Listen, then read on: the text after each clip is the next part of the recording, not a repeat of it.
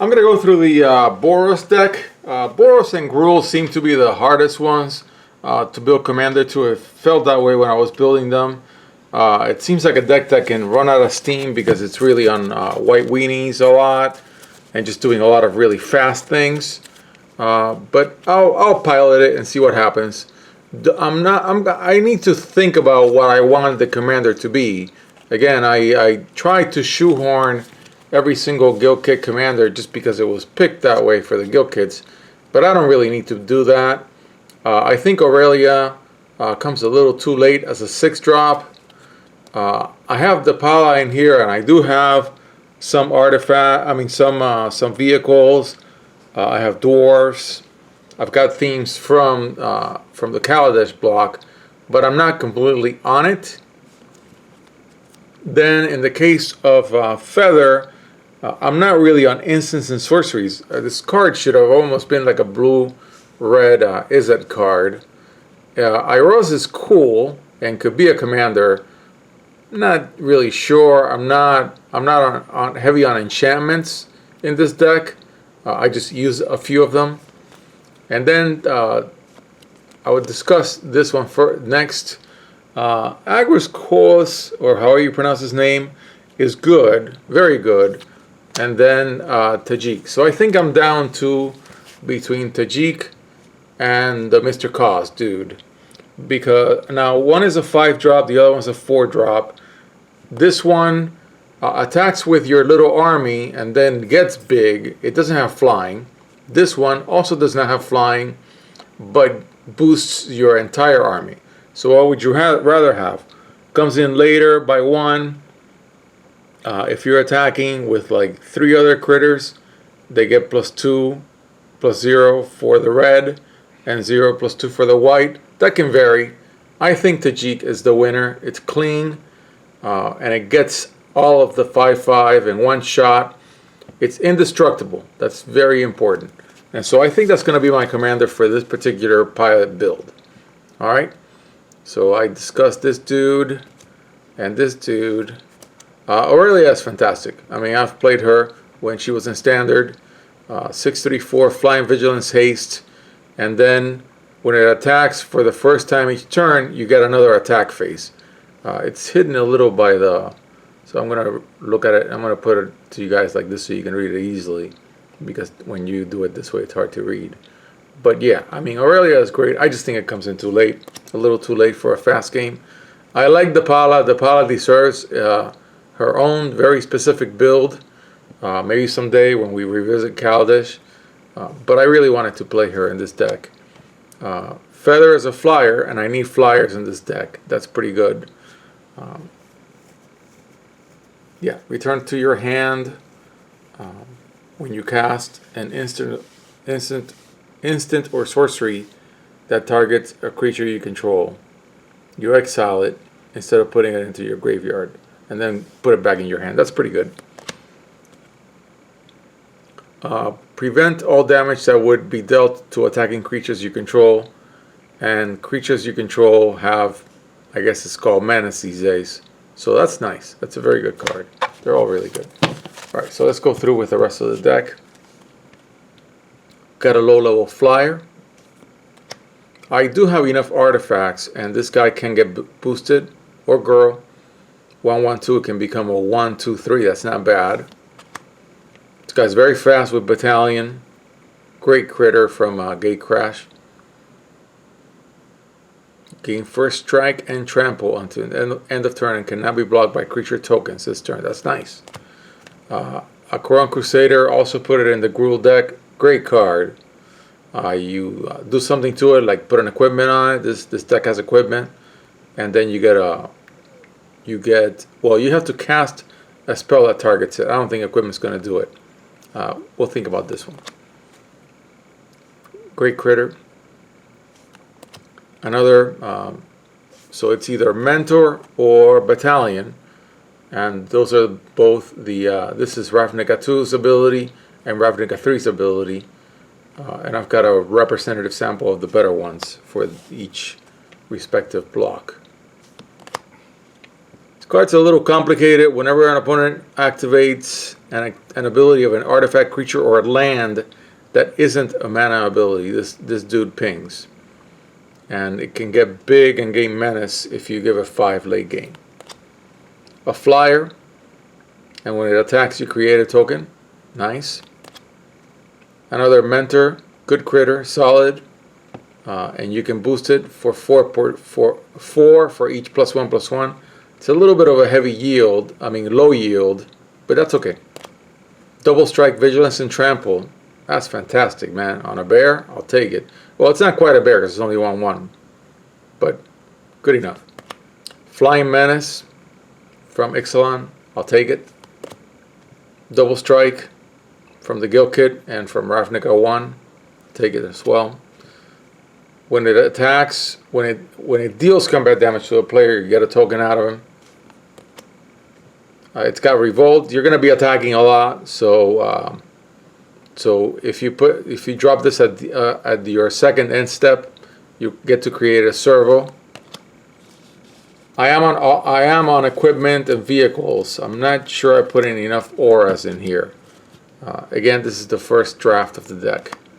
I'm not on Thopters, but I am definitely on servos, so I will be creating enough servos to get a benefit out of this dude. A 3/3/2. Deserves no introduction. It's a fantastic card when it was in standard. Love it. Belongs in here. We're in a house build. I don't really care about any ban list, so I'm putting this in here. And so it pings the creature's controller. That's pretty good. A mentor. Nice guy. Nice goblin dude. Create a goblin token. Yeah, nice. Flying Vigilance and Lifelink. What's not to like? Right? Double strike and revolt. And so you put a counter on this guy, girl. Comes in on your second end step if you attack with something else, which you hopefully will be doing. A temporary exile, staple on a card. Fantastic. Flying Haste. I think this is one of the few cards that has been reprinted in all 3 Ravnica visits. Ravnica 1, 2, and 3. Double Striker from Origins. This guy is a lot worse than he reads, but I will put him in here. Just represent. Check it out. You can rearrange combat. Very hard to pull off, but when you do, it's kind of fun to watch. I've done it. It's kind of interesting. Nice trick. Creatures can't attack you or a planeswalker you control unless their controller pays 1 for each of those creatures. Nice. It's got a slowdown clause. Whenever another creature enters the battlefield under your control, this dude deals 2 damage to each opponent. That's nice.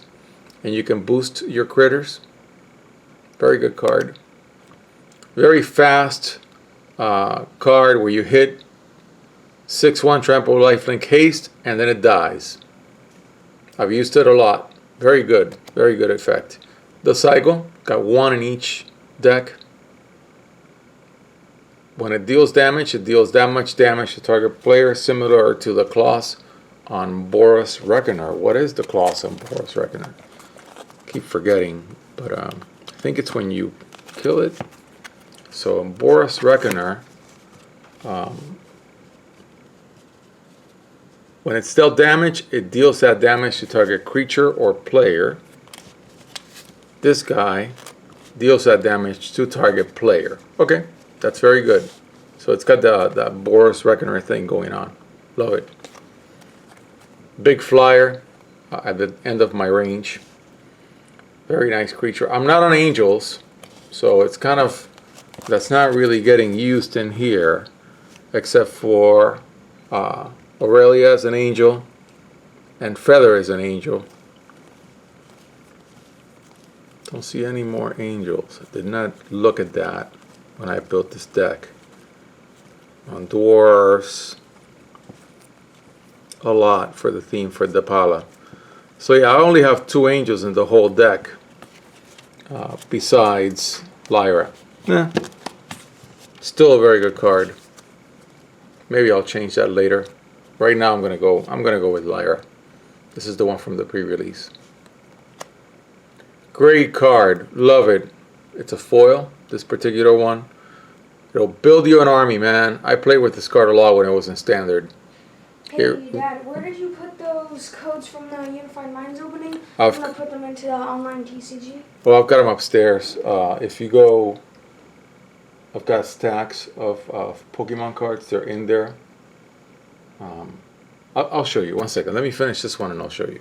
Okay. I've got a few equipment. I really don't have. I'm not on auras in this deck, and that may be an issue that will require tuning. But I'm definitely on equipment. So I'm definitely on equipment. So I want to try to get those equipment cast for free. An Anthem. Then a Temporary Exiler with Flash. I love this card. Ways to shut down a graveyard. We're not using our graveyard. Why should our opponent use it, or opponents? Bought this card a long time ago as a single, just for fun. And yeah, so it can slow down your opponent, and for the ultimate, you nuke all their lands. That's pretty bad, man. That's mean. Create a 3/3 token, gain life. Deals a bunch of damage when it ultimates. Pull 2 out of the same fat pack. That's really nice. First strike, and you can ease up on the equip abilities. Put a signet in each deck. Got a lot of legendaries, and this card is really good. It's a very good equipment because it'll get +1/+1 for each land you equip, and if it's a legendary creature, it only costs you 3, which is what I'll be doing. And if it hits your opponent, you draw a card as a 2/2. It's very big hammer. I'm not sure it's going to be that useful. I'm just going to try it out, see what happens. This one definitely is as a 2/1. And then a suite of casual vehicles. Crew 2, another Crew 2, gains trample, gets +1/+1. On top, another target artifact or creature you control, Crew 2, and then Crew 3. These are very casual cards. Just put them in here just because I want to be on vehicles. Create servos, and you can do a free casting. Create a bunch of tokens. Late game, it can be a gigantic army of tokens. Tried to put the charms, 1 in each deck. Some of them didn't get it, but this one did. Boros charm is fantastic. Deals 4 damage for 2. That's great. Pulled it out of a Battle Bond. Love the card, love the artwork, and love what it does. Old card with new artwork. Another classic from Ravnica 1. So I've got some ability to deal damage, and then these are just participation. They're just here because I wanted to represent Ravnica 2 and Ravnica 3 dual cards, double cards. The one with Fuse, and one of the ones, the rare one, from Ravnica 3. And that's the Boros deck. It'll probably get redone just like the Gruul one. Those are the 2 that I think will get the most redoing, because I'm on multiple themes and I'm not using some themes. I'll see how that goes.